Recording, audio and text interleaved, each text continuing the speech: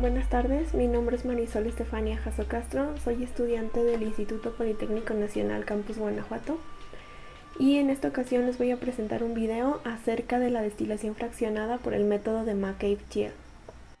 Bueno, tenemos una pequeña introducción sobre la destilación, la cual nos dice que la destilación es una técnica que nos permite separar mezclas comúnmente líquidas de sustancias que tienen distintos puntos de ebullición. Cuanto mayor sea la diferencia entre los puntos de ebullición de las sustancias de la mezcla, más eficaz será la separación de sus componentes, es decir, los componentes se obtendrán con un mayor grado de pureza. Esta técnica consiste en calentar la mezcla hasta que ésta entre en ebullición. En ese momento los vapores en equilibrio con el líquido se enriquecen en el componente de la mezcla más volátil, esto quiere decir que es el de menor punto de ebullición. Después los valores se dirigen hacia un condensador que los enfría y los pasa a estado líquido. El líquido destilado tendrá la misma composición que los vapores y por lo tanto habremos conseguido enriquecer el líquido destilado en el componente más volátil. Por consiguiente, la mezcla que queda en el matraz de destilación se habrá enriquecido en el componente menos volátil. El fundamento teórico de esta técnica se basa en la ley de Dalton y en la ley de Raoult.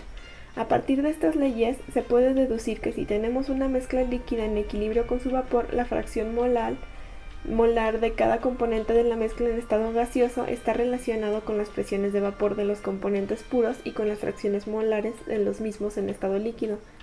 Y bueno, del lado izquierdo tenemos la ecuación que nos representa este proceso. Nos dice que Pi0 es la presión de vapor de cada componente puro, Xi la fracción molar de cada componente en fase líquida y Y la fracción molar de cada componente en la fase gaseosa. Tenemos dos tipos de destilación, la sencilla y la fraccionada. La destilación sencilla es el tipo más básico de destilación en el que el ciclo de evaporación-condensación solamente se realiza una vez. Esta destilación nos sirve para separar un sólido de un líquido volátil, para separar mezclas de líquidos miscibles de forma eficiente, siempre y cuando los puntos de ebullición de los componentes de la mezcla difieran al menos en 100 grados centígrados, para purificar un compuesto líquido y para determinar el punto de ebullición normal de un líquido. La destilación fraccionada, en este tipo los ciclos de evaporación y condensación se repiten varias veces a lo largo de la columna de fraccionamiento. Es un tipo de destilación mucho más eficiente que la sencilla y nos permite separar sustancias con puntos de ebullición muy próximos. La eficacia de este tipo de destilación depende del número de platos teóricos de la columna, y este tipo de destilación se utiliza habitualmente para separar eficientemente líquidos cuyos puntos de ebullición difieran en menos de 100 grados centígrados. Cuanto menor sea la diferencia entre los puntos de ebullición de los componentes puros, más platos teóricos debe contener la columna de fraccionamiento para conseguir una buena separación. Y bueno, como problema tenemos que se va a diseñar una columna de fraccionamiento continuo para separar 30.000 kilogramos sobre hora de una mezcla de 40% de benceno y 60% de tolueno en un producto destilado que contiene 97% de benceno y un producto residual de 98% de tolueno. Estos porcentajes están expresados en peso. Si utilizara una relación de reflujo de 3.5 moles por mol de producto, los calores latentes molares del benceno y del tolueno son 7.360 y 7.960 calorías sobre gramo mol respectivamente. El benceno y el tolueno forman un sistema ideal con una volatilidad relativa de 2.5 y nos pide que calculemos los moles de los productos destilados y residuales por hora y determinar el número de platos ideales y la posición del plato de alimentación, si la alimentación es un líquido a temperatura de ebullición, si es un líquido a 20 grados centígrados y si es una mezcla de 2/3 de vapor y 1/3 de líquido. Bueno, para empezar tenemos que hacer nuestro diagrama para entender el proceso. Entonces ponemos que nuestra alimentación son los 3.000 kilogramos sobre hora, nuestra composición de benceno es 0.4 y la de tolueno 0.6.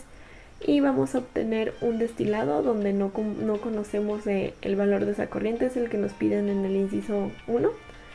Tenemos una composición de benceno de 0.97, de tolueno de 0.03 y el residuo igualmente hay que calcular esa corriente de residuo.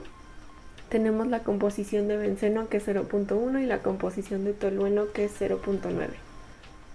Lo primero que tenemos que hacer es establecer nuestros balances. El balance global que nos dice que la alimentación es igual al destilado o los domos más los residuos, y hacer nuestro balance para el benceno, que es la alimentación de la composición de benceno es igual a la composición de benceno en los domos más la composición de benceno en los residuos.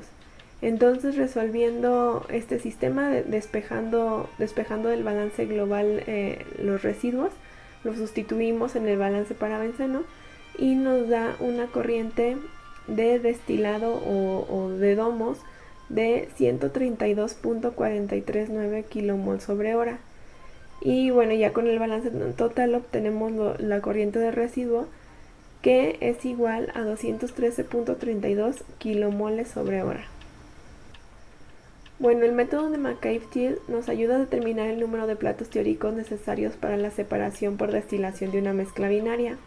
Y bueno, aquí tenemos dos imágenes, la de un condensador, donde nos dice, bueno, nos marca todas sus partes, su alimentación, su zona de enriquecimiento, de empobrecimiento, su zona de, bueno, su reflujo, su destilado, su rehervidor.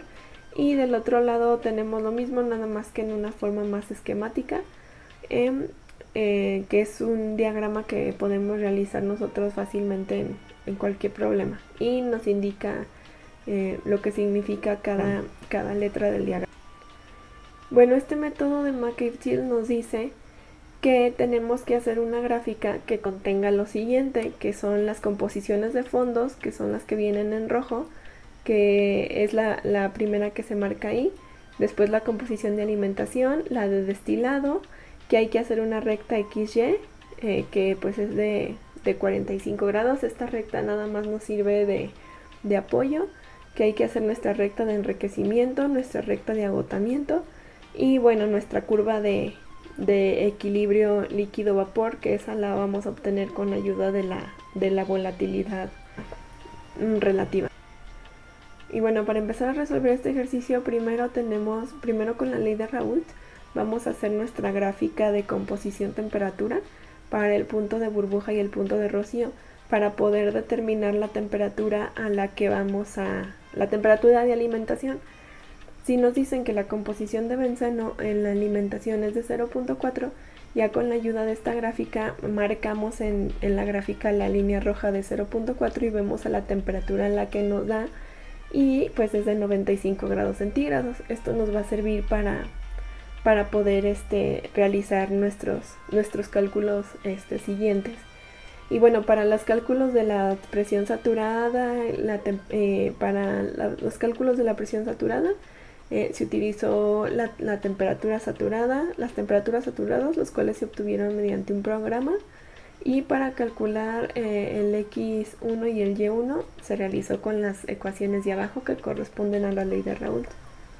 Bueno, para realizar nuestra gráfica se le dan valores a X de 0 a 1 y los valores de Y se calculan con los datos que nos dan de volatilidad relativa, que nos dice que es de 2.5. Esto es para poder hacer nuestra curva de equilibrio líquido-vapor. Entonces, con esta fórmula que nos presentan ahí, realizamos nuestra tabla para poder construir nuestra gráfica. Y bueno, la volatilidad relativa es una medida que compara las presiones de vapor de los componentes en una mezcla líquida de productos químicos. Se usa para el diseño de grandes procesos de destilación industrial y nos indica la facilidad o dificultad de usar la destilación para separar los componentes más volátiles de los menos volátiles en una mezcla. Y bueno, aquí está, en GeoGebra realizamos la tablita, que es la que está en la parte derecha, en X dándole valores de 0 a 1 y Y aplicando la fórmula de volatilidad con la volatilidad que nos dieron anteriormente de 2.5. Y bueno, ahí marcamos en rojo nuestras composiciones de domos, de alimentación y de residuo. Después, para calcular la recta LOCE, que es la de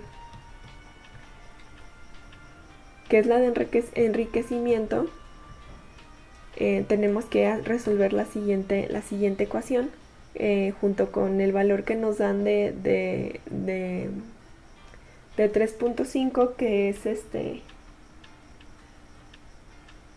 DR, perdón, y con ese calculamos nuestra ecuación para esa línea LOCE. Y para la línea de alimentación necesitamos conocer Q.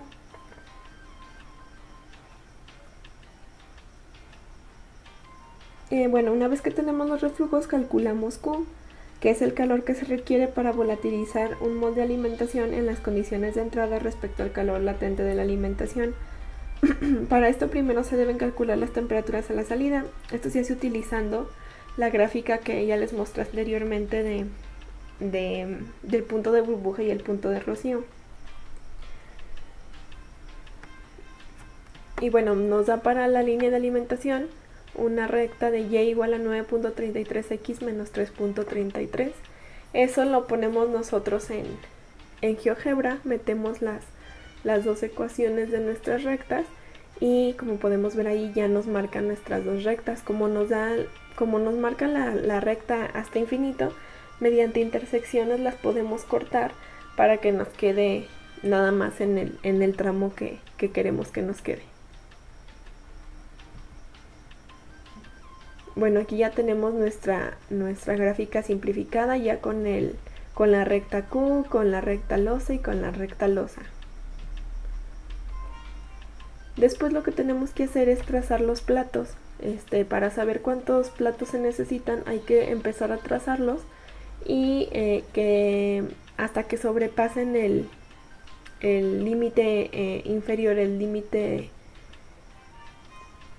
inferior, y así ya sabemos que pues ya tenemos las etapas ideales. Bueno, entonces haciendo este procedimiento nos da que las etapas son 10 las que tenemos que hacer y que la etapa bueno, son 10 platos y que el plato de alimentación es el número 6.